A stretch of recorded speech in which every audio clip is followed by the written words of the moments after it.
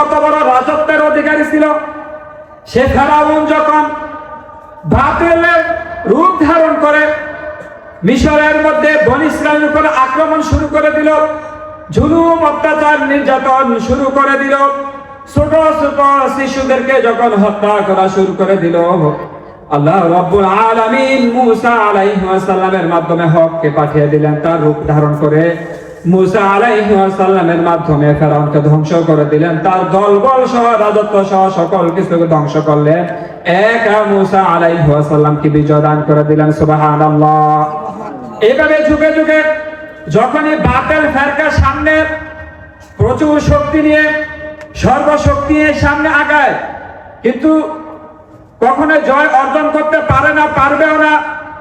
হককে আল্লাহ রাব্বুল আলামিন বিজয় দান করে দেন। মক্কার কাফেররা আবু জাহেল, আবু লাহাব, উতবা, সাইবারা যখন আল্লাহ রাসূল সাল্লাল্লাহু আলাইহি ওয়াসাল্লামের বিরুদ্ধে আল্লাহ রাব্বুল আলামিনের কোরআনের বিরুদ্ধে আচরণ শুরু করে দিল, হকের বিরুদ্ধে আচরণ শুরু করে দিল, আল্লাহ রাব্বুল আলামিন মুহাম্মদ সাল্লাল্লাহু আলাইহি ওয়াসাল্লামের মাধ্যমে সাধারণ সাহাবীদের মাধ্যমে তাদেরকে পরাজিত করলেন। এরকম ভাবে পরাজিত করলেন তাদের চিহ্ন পর্যন্ত মক্কা আশেপাশে, মদিনার আশেপাশে পাওয়া যায় না। ঠিক কিনা? ঠিক কিনা বলুন ভাইরা আমার।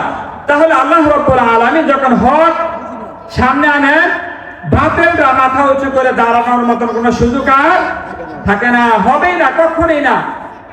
যত রকমের জুলুম অত্যাচার নির্যাতন করুক না কেন, বিজয় পরিশেষে হকেরই আসে।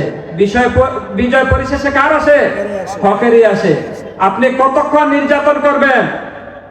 গুরু গোবিন্দ যখন জুলুম অত্যাচার মুসলিমদের উপরে শুরু করে দিল, আল্লাহ রাব্বুল আলামিন শাহ জালাল ইয়ামিনী রাহিমাহুল্লাহ তাআলার মাধ্যমে হককে পাঠিয়ে দিলেন, তার রাজপথ সকল কিছুকে ধ্বংস করে দিলেন, একমাত্র ইসলামকে বিজয় দান করে দিলেন। ঠিক কিনা ভাইরা আমার? যখনই এই দেশে যখনই তসলিমা নাসরিন সহ নাস্তিক ব্লগার যারা আছে যখন বাতিলের ভূমিকায় তার সামনে আসে, তখনই আল্লাহ রাব্বুল আলামিন এই দেশের হক্কানি আলেম ওলামাদের মাধ্যমে হককে সামনে উন্মোচন করে দেন।